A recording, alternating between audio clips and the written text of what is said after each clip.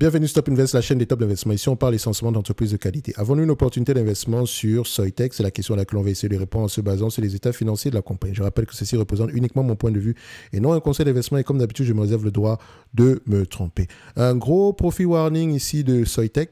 Il me semble qu'elle publie jamais ses résultats financiers en mars 2024. Donc, le mois de mars n'est pas encore terminé. Donc, je pense qu'avant la publication des résultats financiers, l'entreprise a annoncé à peu près que les résultats du premier semestre ou bien du premier trimestre ne seront pas bons. Est-ce que c'est ça, confirmation de sa prévision pour 2023-2024? Semblerait-il que le marché n'a pas apprécié cela. Ok, il me semble que les prévisions sont moins bonnes qu'attendues. Bon, je vous laisse aller lire ça ici. On vous mentionne que Soitec prévoit la correction de ses stocks. RF Soy s'achèvera au cours de l'exercice 2024-2025 et que sa trajectoire de croissance à long terme reprendra rapidement. Bref, il y a un problème au niveau des stocks. Il y a trop de stocks sur le marché, donc le marché, on a tendance à avoir un ralentissement ici. C'est très commun dans ce secteur d'activité. Il me semble également que si vous suivez, comment on appelle encore ça, cette compagnie-là, j'en ai parlé il y a quelques jours, STM, on a même fait une note d'analyse dessus. C'est la même chose pour le premier semestre. OK? Donc, c'est ça. Soitec ressemble à ceci. Ça, c'est la courbe des bénéfices nets ajustés dans le temps. Vous voyez, on vient de nulle part pour avoir à peu près ce qu'on a aujourd'hui. Donc, c'est une entité qui revient de très, très loin.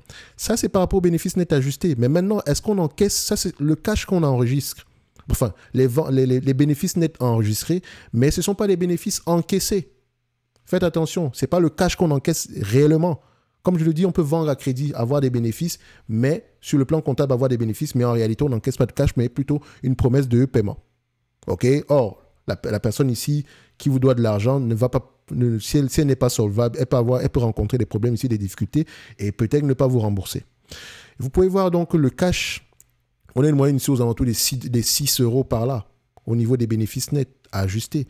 Mais au niveau du cash, du free cash flow, on n'atteint même pas les 3,58 €. C'est à peine si on atteint les 4 €. Et ça reste en termes de prévision. Comme vous pouvez le voir ici, c'est un business qui n'est pas très prévisible. Et comme on voit sur les dernières années ici, en prenant en considération le scorecard par rapport au free cash flow, sur les 5 dernières années, c'est correct. Donc, le free cash flow est assez prévisible sur les 5 dernières années. N'oubliez pas également que ce free cash flow-là, vu qu'il est moins élevé que les bénéfices nets, ça veut dire qu'il est impacté négativement ici par le BFR.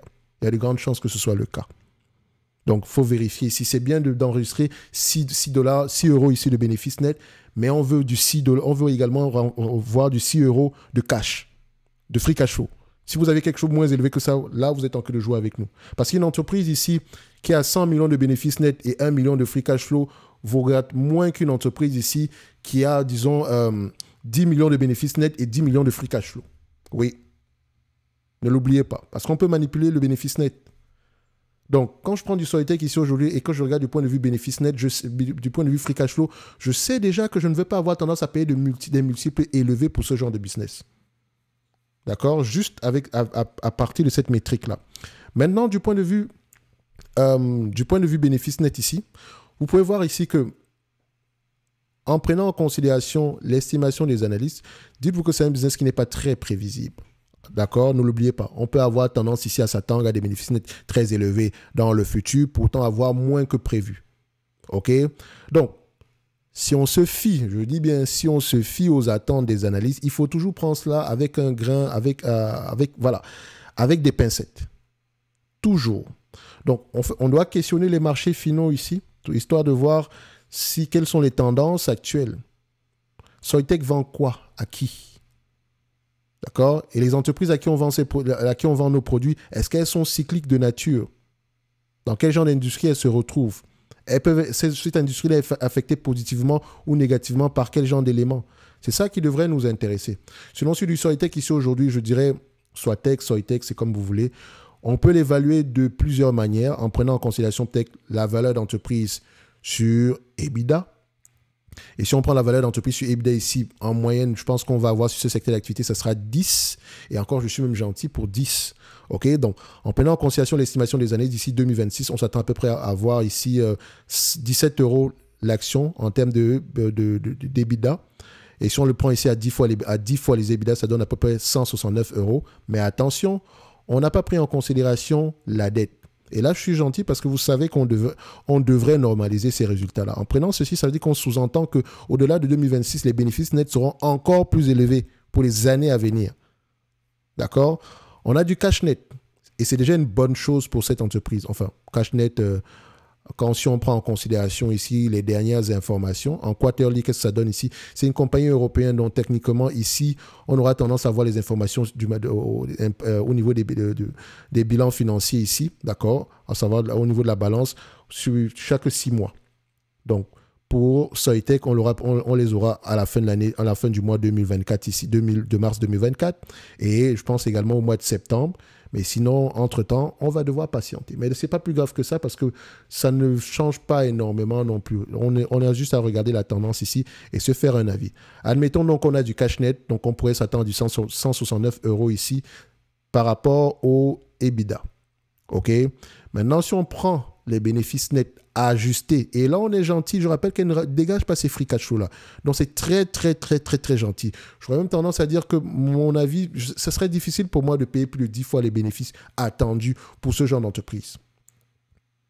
En prenant en considération cette croissance-là, ça sera vraiment difficile, vu les niveaux de free cash flow. Et encore, ce qui veut dire que je devrais questionner le pourquoi, comment on a des free cash flow à ces niveaux. OK, je vais voir le cash flow testament ici. On voit ici que le besoin en fonds de roulement, généralement, c'est un impact. On a un impact aux alentours de 96 millions par là. OK, en termes de BFR. Ici, 52 millions là, 59 millions ici, 48 millions ici, 93 millions là. Et ce 93 millions-là, c'est une soustraction de ce montant-ci. Hein. Parce que ici, le reste, la dépréciation, amortissement, tout ça, c'est ce qui va être utilisé comme capital expenditure. Fixed asset, donc vous voyez ici que la dépense en capital pour les actifs fixes ici est généralement équivalent à la dépréciation amortissement. Donc, c'est un business à capital intensif. Maintenant, vous voyez que le montant est plus élevé. Ici, on a 186 millions. Là, on a 106 millions. Ce qui veut dire ici qu'on a près de 80 millions de différence. Pourquoi? On a également une dépense en capital autre ici. Donc, quand on joint les deux, ça fait 200 millions qu'on dépense. Pourtant, on provisionne 100 millions. Ici, c'est 200 millions. Pourtant, on provisionne 80 millions. Là, c'est 134 millions. Et là, on a provisionné 60 millions. Est-ce qu'on n'est pas en train de moins déprécier? Ou bien est-ce qu'on n'est pas plutôt en train d'investir massivement pour le futur? Et si c'est le cas, à quel moment ça va s'arrêter? Donc, Soitec, pour moi, je toujours rester prudent. Questionner les marchés finaux, pour moi, ce n'est pas une entreprise. Bof. Ce que je vois ici, je vois qu'il y a une amélioration des marges, etc. Mais voilà, est-ce que j'aimerais vraiment avoir ce type d'entité dans mon portefeuille? Non, pas du tout. OK? Et ça ne veut pas dire que ça pourrait être un mauvais investissement. D'accord? Parce qu'elle revient quand même de loin. Bon, faites juste attention par rapport à la pondération dans vos portefeuilles respectifs pour ce genre d'entité-là. Je sais généralement qu'on vous vend à l'avenir ici, etc. Mais dites-vous que les bénéfices nets qu'on encaisse ici sont cycliques et encore sont moins élevés que les free cash flow réellement. Donc, est-ce que je vais payer plus de 10 fois les bénéfices attendus? Ça va être très difficile. Donc, en étant optimiste aujourd'hui, ça sera 10 fois les EBITDA ici et on monte à 109 €. En étant optimiste. Parce que en étant optimiste. OK? Sur le marché à tendance ici, c'est un business qui pourrait s'échanger en maturité à peu près à 15 fois les bénéfices, mais encore 15 fois les bénéfices moyens, normalisés. Or, ici, on n'a pas beaucoup d'historique. Il semble-t-il qu'on va augmenter la production ici, etc. et qu'on a certainement un futur assez radieux pour cette compagnie. Semble-t-il. Donc, questionnez plutôt les marchés finaux. Pour moi, sur Soitec ici, si vous l'avez à une centaine d'euros, voilà, je ne pense pas qu'on soit à des niveaux si fous. Aujourd'hui, c'est très, très intéressant. Mais comme je l'ai mentionné ici, du point de vue bénéfice net ajusté, parce qu'en free cash flow, il n'y a rien. Mais ça peut s'expliquer si vous comprenez quelle est la raison derrière la dépense en capital. Et vous n'avez pas le choix que d'aller regarder ça dans les rapports financiers. OK? Donc, n'oubliez pas, en lien dans la description de la vidéo, vous avez le lien pour accéder à ce produit-ci, à Fastgraft, avec un 25% de réduction. Ça vous permet également de soutenir la chaîne. Mais n'oubliez pas, ça vient également ici avec un code promo. Donc, quand vous prenez le lien en description, vous devez appliquer le code promo. Vous pouvez tester ça pendant 7 jours également ici. OK?